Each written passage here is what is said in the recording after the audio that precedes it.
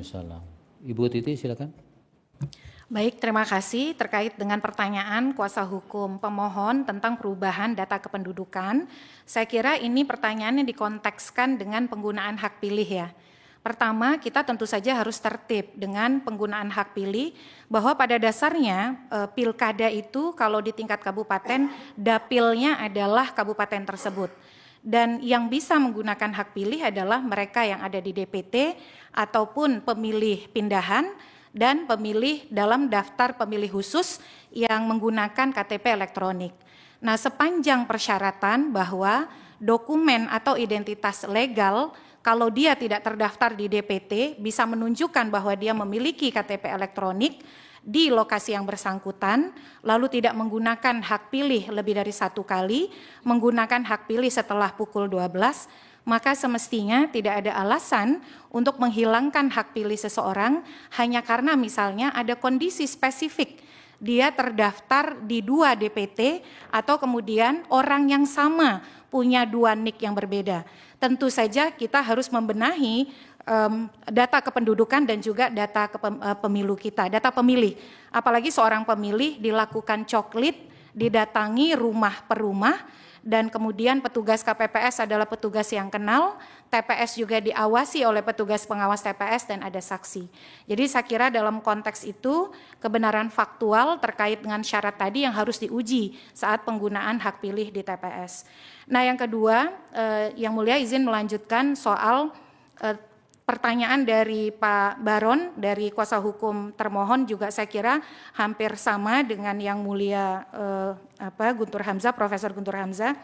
Ini terkait dengan putusan 70/PUU strip 22 Romawi /2024 bahwa keterpenuhan syarat calon itu berpuncak pada penetapan pasangan calon tanggal 22 September 2024. Yang Mulia kalau boleh diilustrasikan, ini saya bandingkan misalnya dengan syarat LHKPN. Mengapa kemudian LHKPN harus penuh pada tanggal 22 September? Karena memang dan harus mutakhir, karena ada sifat dinamis bahwa pemilih butuh informasi mutakhir, kejujuran, lalu juga rekam jejak diukur dari dokumen yang mutakhir tadi. Tapi kalau pas persyaratan soal pengunduran diri aparatur sipil negara, Pasal 7 ayat 2 itu tidak lepas dari putusan MK. Putusan nomor 33/PUU strip 13 Romawi /2015 yang menyebutkan bahwa kalau boleh dibacakan, di mana MK menyetarakan persyaratan ini untuk DPR, DPD, DPRD dan seterusnya. Kalau kemudian ternyata norma pasalnya berubah ketika diadopsi pembentuk undang-undang, MK di beberapa putusan perselisihan hasil melakukan pseudo judicial review. Bisa diluruskan ini kalau norma undang-undangnya tidak tepat. Misalnya di dalam putusan 33 ini MK menyatakan bahwa dipersyaratkan untuk membuat pernyataan yang menyatakan bahwa apabila ditetapkan secara resmi oleh penyelenggara pemilihan sebagai calon dalam jabatan publik atau jabatan politik yang mekanismenya dilakukan melalui pemilihan, maka yang bersangkutan membuat surat pernyataan pengunduran diri yang tidak dapat ditarik kembali, yaitu pada saat mendaftarkan diri dan berlaku sejak ditetapkan secara resmi sebagai calon. Jadi ketika surat itu dibuat, maka secara faktual dan legal dia bersifat statis, tidak boleh lagi kembali kepada jabatan yang tadi disebut DPR, DPD, DPRD, ASN dan seterusnya pada tanggal 22 September. Dan itu menutup ruang tadi kutu loncat, tidak gagal terpilih kembali lagi ke jabatan. Mengapa mahkamah membuat frasa ini atau memutus seperti ini? Karena ada kemungkinan Yang Mulia, seseorang mendaftar ternyata tidak lolos pendaftaran, tidak ditetapkan sebagai calon. Di situ ada ruang. Walaupun sebagai praktisi pemilu, kalau kita bandingkan semangat menjaga netralitas birokrasi dan juga TNI Polri misalnya, di sejumlah negara yang ahli lakukan penelitian, mereka bahkan mengeset jeda itu sebelum pencalonan.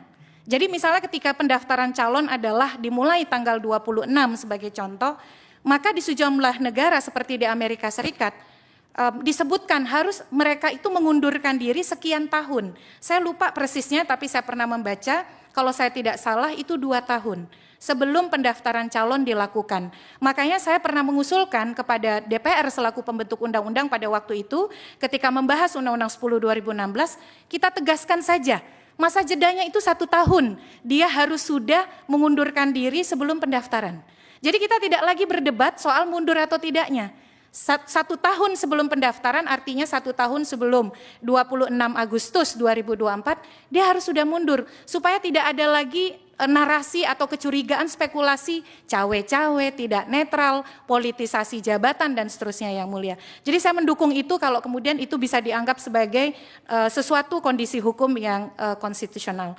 Yang berikut terakhir merespon pandangan pertanyaan dari Yang Mulia Soehartoyo terkait mengapa dibedakan antara berhenti bagi jabatan politik gubernur, bupati, wali kota dan seterusnya yang mencalon di daerah lain dan juga bagi BUMN, BUMD.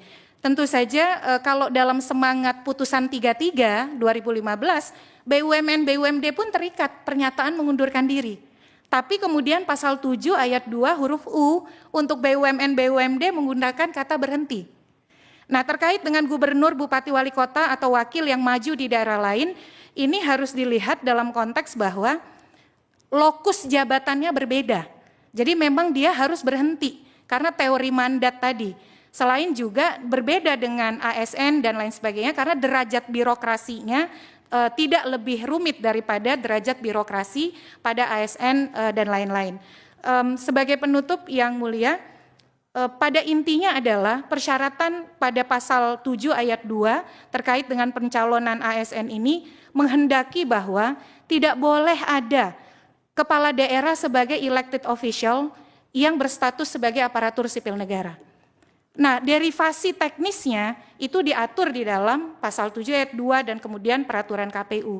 Jadi saya kira walaupun ada putusan 70 2024 bahwa puncak keterpenuhan syarat calon adalah pada tanggal 22, tapi sifat pengunduran diri itu sudah statis, sudah penuh, tidak bisa ditarik kembali ketika dia membuat surat pernyataan yang mulia. Sebagai penutup, saya kira di daftar alat bukti yang saya dapat dari termohon juga sudah disebutkan bahwa rektor sudah meneruskan surat pengunduran diri kepada Kepala Biro Sumber Daya Manusia Kemendikbudristek tertanggal 10 Juli 2024. Jadi dalam konteks ini tidak ada pertentangan antara putusan 70 dengan keterpenuhan di dalam putusan 33 2015. Terima kasih Yang Mulia. Baik, dari Pak Aban.